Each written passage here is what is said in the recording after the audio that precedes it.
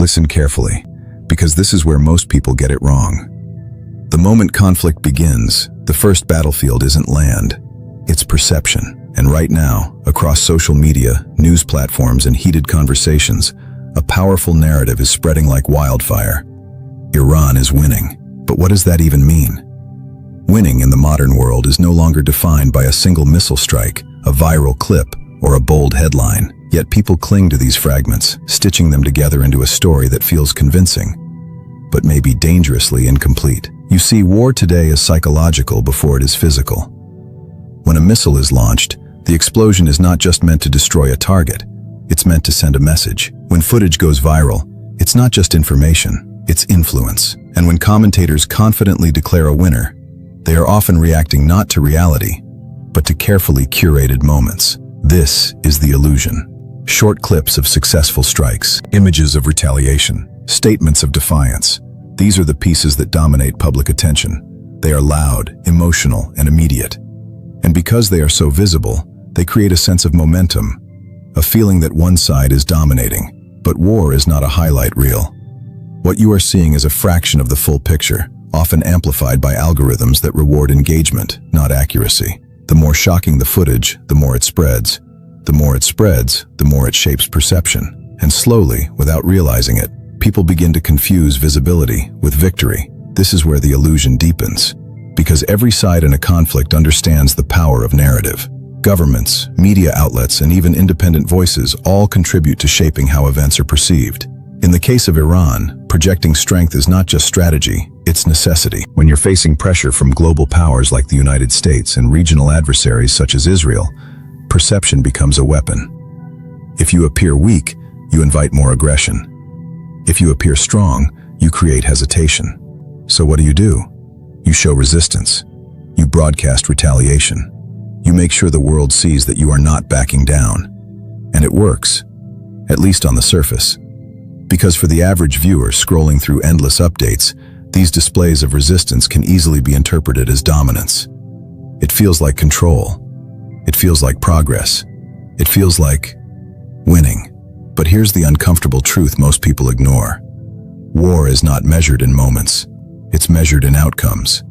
And outcomes take time. Time that doesn't fit into a 30-second video or a trending post. Think about it. A single successful strike can dominate headlines for days. But what about the unseen consequences? The countermeasures being prepared, the economic strain building quietly in the background, the diplomatic moves happening behind closed doors. These things don't trend, they don't go viral, but they matter far more than what you see on your screen. This is why the illusion is so powerful, because it simplifies something incredibly complex into something easy to consume. It turns a multi-dimensional conflict into a scoreboard that doesn't actually exist. People want clarity. They want to know who's winning and who's losing. It's human nature. But in modern warfare, that clarity is often an illusion created by selective visibility. And the danger of that illusion is not just misunderstanding, it's overconfidence. When people believe one side is clearly winning, they stop questioning, they stop analyzing, they start forming rigid opinions based on incomplete information. And those opinions spread, reinforcing the narrative even further. It becomes a loop, a self-sustaining cycle of perception that drifts further and further away from reality. But reality is far more complicated. Because behind every visible action, there are invisible reactions. Behind every show of strength, there may be hidden vulnerabilities. And behind every claim of victory, there may be costs that are not immediately apparent. This doesn't mean that Iran is weak. It means that strength is being displayed in a way that is designed to be seen. And what is designed to be seen is not always the full truth. The real question you should be asking is not, who looks like they're winning? It's, what am I not being shown? Because in war, what you don't see is often more important than what you do. And once you start questioning the narrative, once you begin to look beyond the surface, the illusion starts to crack. And when it cracks, you begin to realize that what seemed like victory might actually be something far more uncertain. Now step away from the explosions, the headlines, the bold declarations of strength, and look inward. Because while the world watches what Iran is doing on the outside, far fewer are asking a much more important question. What is happening inside? War doesn't just burn cities, it erodes systems. Slowly, quietly, relentlessly. And inside Iran, the pressure is not coming from one direction. It's coming from everywhere at once. Start with the economy. For years, Iran has been under heavy sanctions, many led by the United States. These sanctions weren't designed to destroy overnight. They were designed to suffocate over time, to limit trade, restrict financial access, and isolate the country from the global economic system. Now add war to that equation. Military operations are expensive. Retaliation costs money. Defense costs money. Sustaining conflict drains resources at a speed most people don't fully grasp. Every missile launched is not just a show of force, it's a financial decision. Every act of resistance carries a hidden price tag. And while those costs rise, the economy underneath is already strained. Inflation climbs, currency weakens, everyday goods become more expensive. For ordinary people, life doesn't feel like victory. It feels like survival. But you won't see that in viral clips. You won't see families adjusting to rising costs. You won't see businesses struggling under restrictions. You won't see the quiet anxiety of a population dealing with uncertainty that stretches far beyond the battlefield. Because that doesn't trend. Now look at leadership pressure. In times of conflict, governments must project unity and control. But internally, the stakes become much higher. Decisions have consequences not just externally, but domestically. Every move is calculated, every risk amplified. For Iran, maintaining internal stability while facing external threats is a balancing act that becomes more fragile with each passing day. Because war doesn't just test military strength, it tests political endurance. And then there's the human factor. Behind every strategy, every retaliation, every public statement, there are people, soldiers, officials, civilians, all part of a system under stress. Losses are not always publicly detailed, but they exist. Strain builds within institutions. Morale fluctuates. The longer the pressure continues, the harder it becomes to maintain the same level of cohesion and confidence. This is the side of war that rarely makes headlines, because it's not dramatic in a single moment. It's cumulative. It builds slowly, layer by layer, until the weight becomes impossible to ignore. And here's where the illusion of victory starts to break even further. Because while outward actions may signal strength, inward conditions may be telling a very different story. A country can project power externally while absorbing damage internally. A nation can appear defiant while quietly managing instability. And that contradiction is exactly what makes modern conflict so difficult to understand. Now consider isolation. As tensions rise, alliances shift. Diplomatic relationships become strained. Economic partnerships become complicated.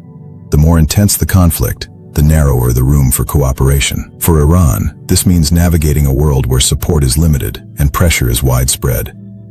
It's not just about facing opponents like Israel or the United States on the battlefield. It's about dealing with a global environment that can tighten restrictions, limit opportunities, and increase challenges in ways that don't involve a single shot being fired. And all of this feeds back into the internal system. Economic strain affects public sentiment. Public sentiment affects stability.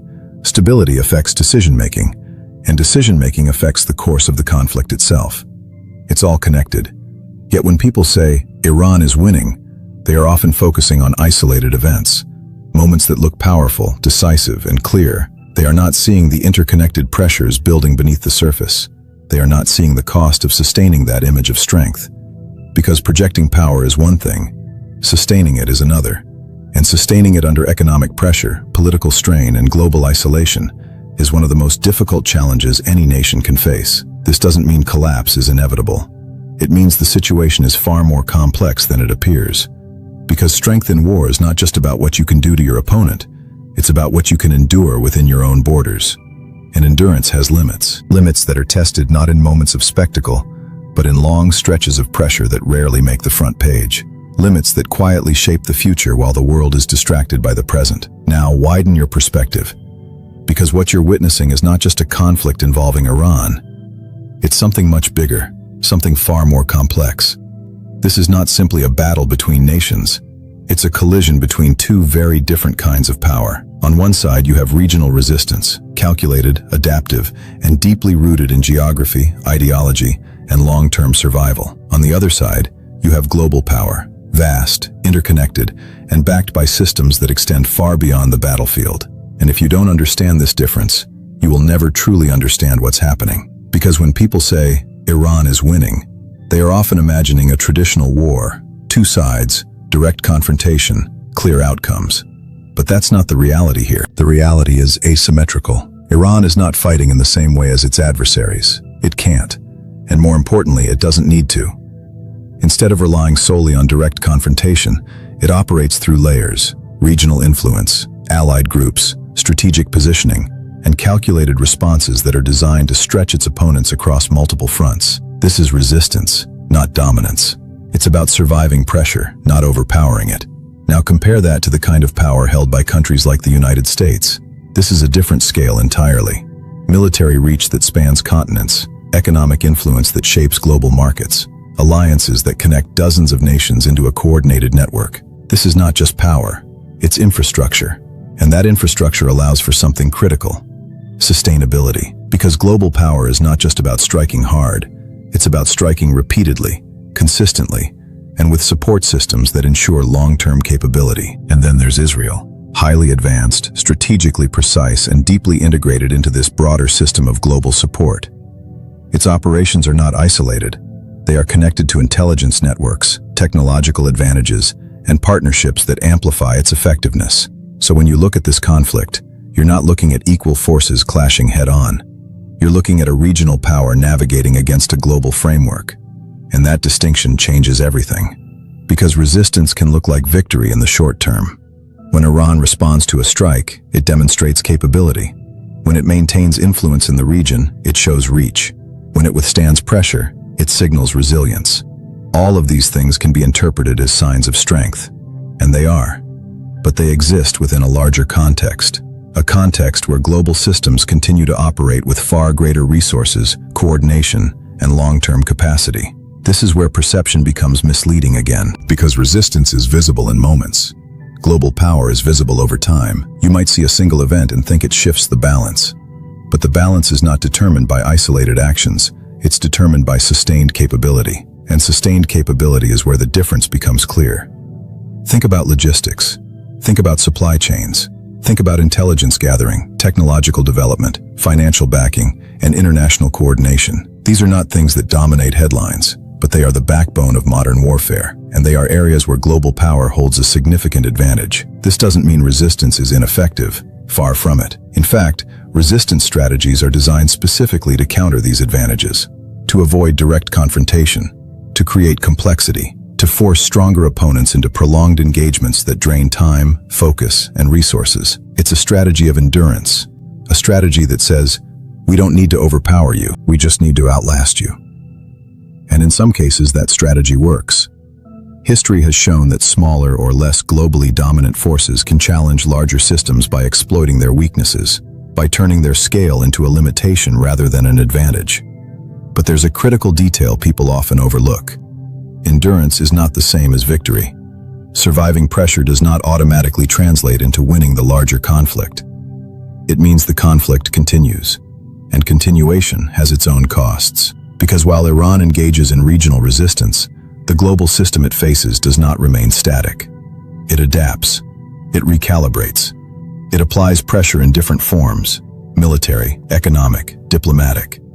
It shifts the battlefield. And when the battlefield keeps shifting, the definition of winning becomes harder and harder to pin down. This is why simple narratives fail. Because they try to compress a multidimensional struggle into a single conclusion. They ignore the layers. They ignore the scale. They ignore the fact that this is not a fight happening on one level. It's happening on many levels simultaneously. Military actions, economic pressure, political maneuvering, information warfare, all unfolding at the same time, influencing each other in ways that are not immediately visible. So when someone says Iran is winning, ask yourself, winning where? On which level? At what cost? And for how long? Because in a conflict defined by global power versus regional resistance, the answer is never simple. It shifts, it evolves. It depends on which layer you're looking at, and whether you're seeing the full picture or just a fragment of it. And the moment you start to see those layers, the narrative begins to change. What once looked like a clear advantage starts to blur into something far more complex, where strength and vulnerability exist side by side, constantly reshaping the reality that most people think they already understand.